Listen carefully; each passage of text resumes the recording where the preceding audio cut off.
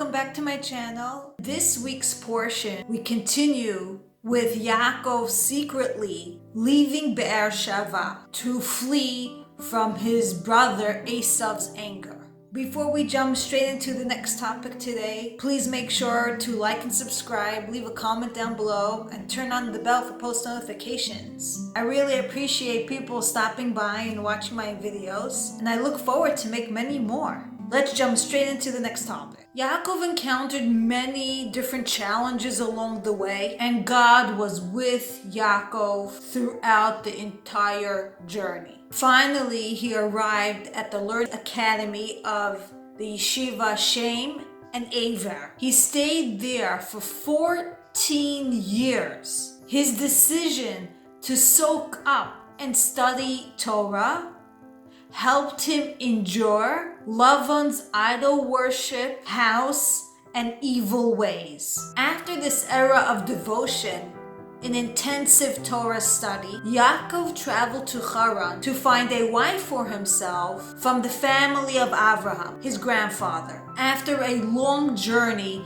he finally reached Haran. By God's plan, Rachel, his future soulmate and wife, makes her way towards the well to give water to her sheep.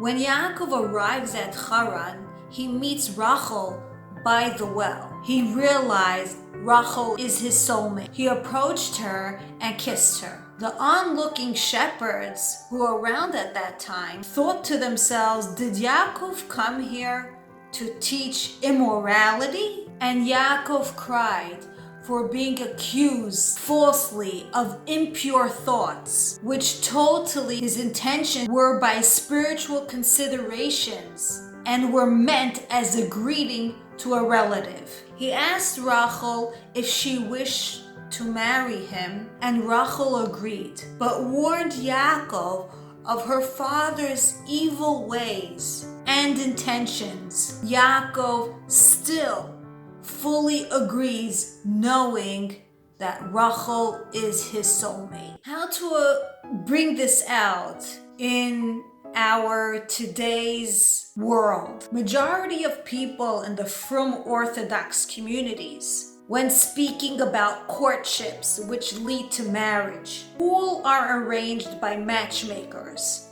or arranged marriages by the parents of the future bride and groom. They received this example and this guideline from our forefather Abraham, who sent his servant Eliezer as a matchmaker to find a wife for Yitzchak. As we are supposed to learn and apply in our lives the ways of our patriarchs and the ways of our matriarchs, which lead us to God-fearing people. We have their example to help us become like them. In some cases, the preordained wife travels to meet her future husband, and in others, the husband travels to find her. But no matter which way it occurs, they must meet if it was decreed by heaven.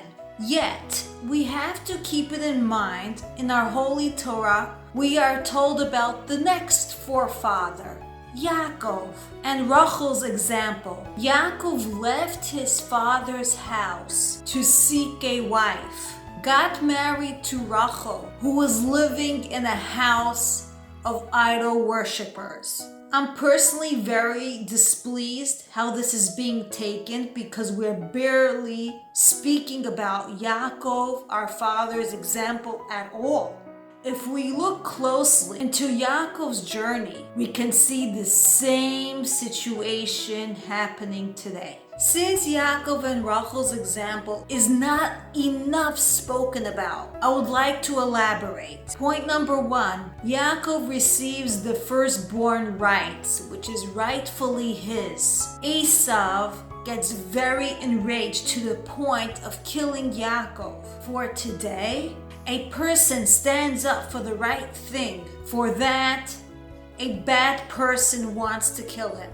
Point number two, Yaakov must run to save his life. Today, we have to leave our father's home. Point number 3, Yaakov stops at the yeshiva and soaks in all the Torah knowledge. Not for 1 year, not for 2 years, not for 3 years, but for 14 years. Today, we need to calm down, take at ease from the past trauma, infuse ourselves with Torah, with connection to Hashem, before to face whatever our future holds in store for us. Number 4, Yaakov finally meets Rachel at the well, but is accused of immorality. Today, for those who are this strong to fight, to marry their soulmate, when we encounter our soulmate, we have a gut feeling and we know this is our soulmate,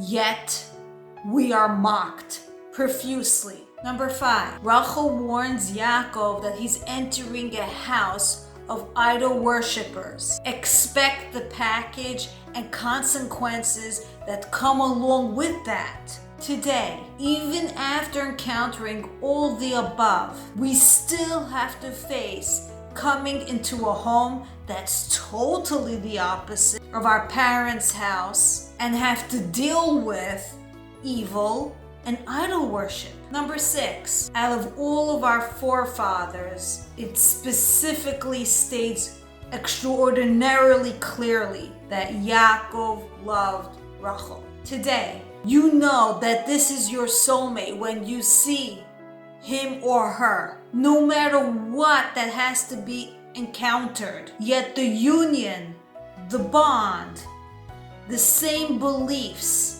the same values hold the couple firmly together, that nothing can come in between them.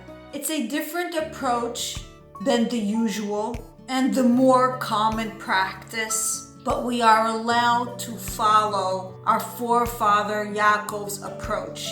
Parents are concerned that it'll encourage modernism to increase, since it's a young man speaking to a young woman. A few factors to the young adult, who is the one who is searching for a mate. Point number 1, you have to have a godly purpose, not a modern, fun, flirty approach.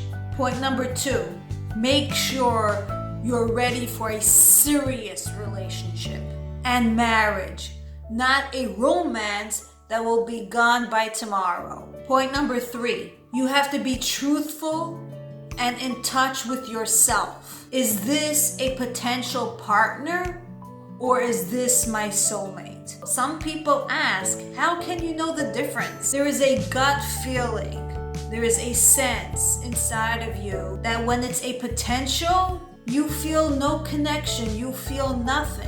It doesn't matter if the person's here or not here. There's no internal connection. But when it's your soulmate, it's like when a puzzle clicks together, or the expression, when you know, you know. Point number 4, yes, you'll be faced with your parents or society, the displeasure, the mockery, the throwing you out of your community or society, since you have decided to marry your soulmate. Now the question lies in your hands. Does it pay to do it the traditional way, like Yitzchak and Rivka, or a everlasting bond with your soulmate for life, like Yaakov and Rachel? The choice is yours. Just remember, the key to success in your life is first believing in yourself. See you in the next one.